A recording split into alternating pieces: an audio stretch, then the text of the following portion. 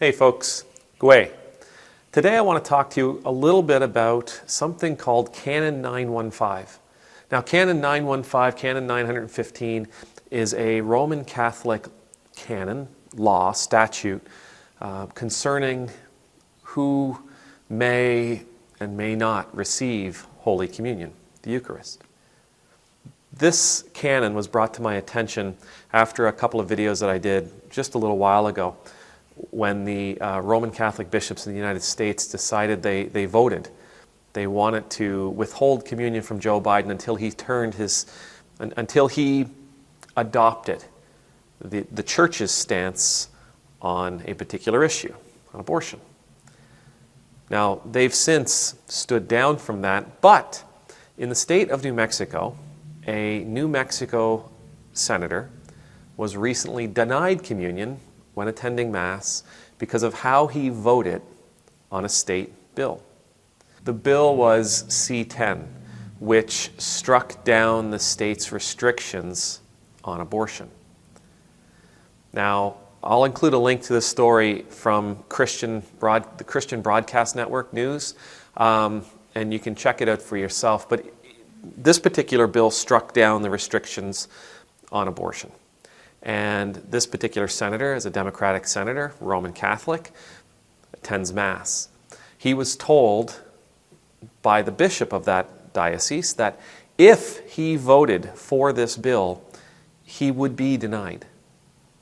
Now, I'm going to leave it up to constitutional scholars to talk about the separation of church and state. To me, it sounds like a bishop holding a person's faith hostage, holding something that is truly meaningful to a Roman Catholic, the sacrament, hostage to them until they do things the way the bishop wants them to do. And I say the bishop because the next archdiocese over, when they were contacted about how they felt about that particular senator's vote and how that diocese responded to that senator's vote, the bishop in that diocese says, no, we're not going to withhold communion from politicians based on their voting record. So, we have one bishop in one diocese saying, no, you may not receive communion because you are not towing the church line. He voted for a bill that would have ended restrictions on abortion. Versus, on this other side, you've got another bishop saying, no, we're not going to withhold that from you, based on your voting rights, based on your voting record, based on your stance on these issues. Canon 915 says, those who have been excommunicated or interdicted after the imposition or declaration of the penalty, and others obstinately persevering in manifest grave sin, are not to be admitted to Holy Communion. It's that third category that this senator would fall into. Obstinately persevering and manifest grave sin. Just going about it no matter what, he is living in grave sin. Therefore, we're not going to give him communion. But the problem with that passage, the problem with that aspect of the canon, is that it leaves us to be the judges of who is and is not living in grave sin. Us. You see, we can look at a canon like this, and please understand, I'm not using this to knock down the Roman Catholic Church. Whenever I offer these videos, it's about taking something we see and applying it to our lives so that we don't make the same mistake. Applying it to our way of being so that we can learn from what others are doing, so that we can grow. This isn't about critiquing them, right? But this canon, and there are lots of canons like it in the Roman Catholic Church, there are lots of canons like it in the Anglican Church, there are lots of canons like it in all kinds of churches, right? There's lots of laws and rules and writs that have been put down on paper to keep everybody in line. And all of them depend on our judgment as to who is and who is not worthy, who is and who is not breaking the rules. See, in this particular case, with this particular senator, on this particular vote, two dioceses both see it differently. Both are looking at it from a different way.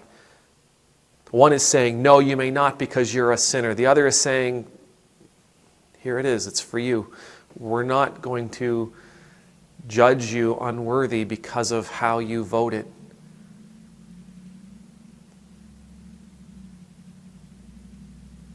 This is our warning, right? We're not to be the judge. The Bible tells us over and over and over and over and over again, do not judge. Do not judge. Now, we're not talking about discernment. We're not talking about making smart choices. We're talking about judging people as valuable or not, worthy or not, good or bad. Like, we're talking about sitting in God's throne. We're not to do that. We are not to put our butt in God's seat to pronounce God's judgments upon humanity, upon our neighbors, upon our community, upon this world. We are not. We are called to love. So when I say I've got a problem with withholding communion, it's not because there isn't a law that says who we should and should not give communion to. It's because we are putting ourselves in God's place when we say, no, you are not worthy of the body of Christ. You are not worthy of the blood of Christ. We are worthy. There's a lot we could talk about with this particular canon. A great deal we could talk about with this particular canon. As I read it, my brain went to, okay, you're going to withhold it from Joe Biden as president because he's not towing the church line on that issue. What about the priests and the nuns and the religious people? What about the Roman Catholics who operated and managed residential schools in Canada? What about the priests and the bishops who were the architects of what here in Canada we see as a genocide to our Indigenous peoples? What about the priests that committed abuses? What about those bishops, those priests who committed the abuses? But what about those bishops who transferred them from one parish to another, trying to keep things quiet? What about those priests and bishops who put all this under the rug, tried to sweep it all away? What about those priests and bishops that's stolen from their congregations? Do we hold them in this way? Do we deny them?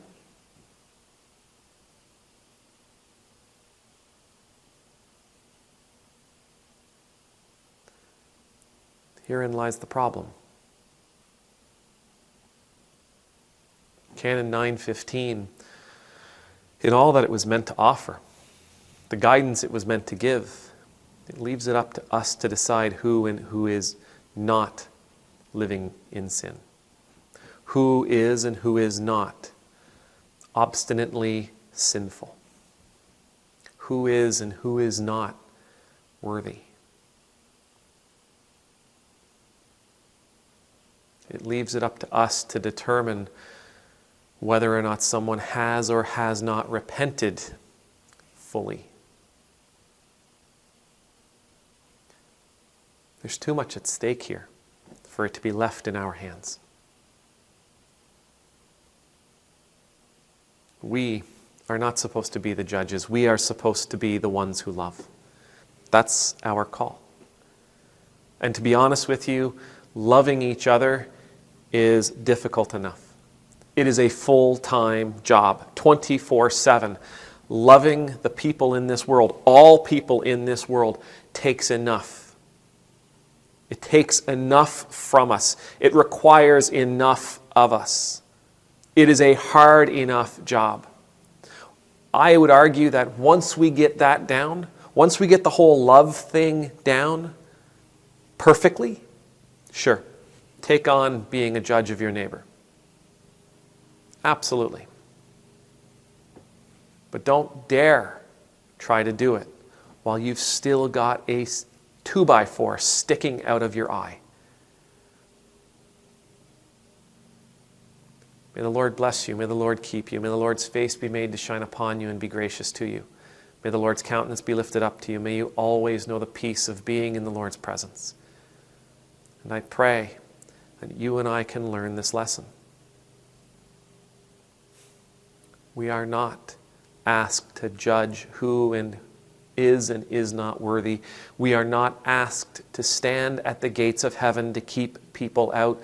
We are not asked to stand at the gates of our church or at the gates of our sanctuary or the altar to say who may and may not enter. Our job, my job, your job, full-time job, is to love everyone, to be the light of God in their lives. Amen. Nemultus.